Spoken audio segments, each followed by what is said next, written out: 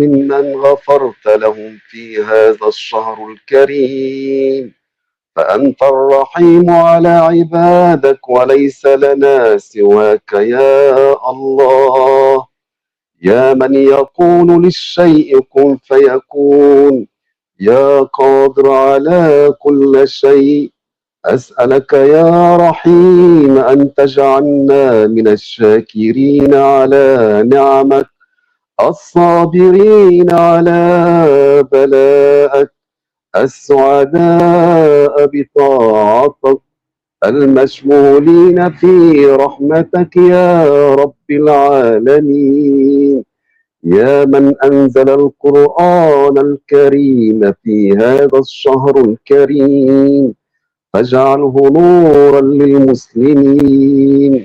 أتوسل إليك أن تنزل رحمة على قلوبنا تمحو بها ذنوبنا يا أرحم الراحمين.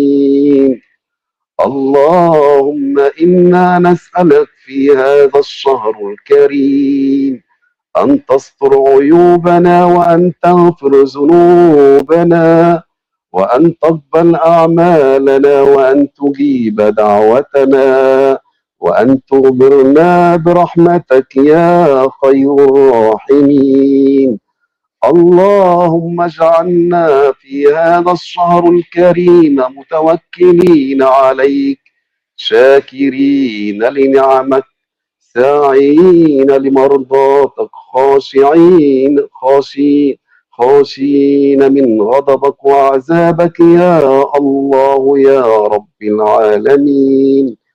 أسألك يا الله بحق إنك أنت الغفور الرحيم أن تغفر لنا كل ما فعلناه وأغضبك منا، فإنا عبادك الراجين رحمتك يا أرحم الراحمين.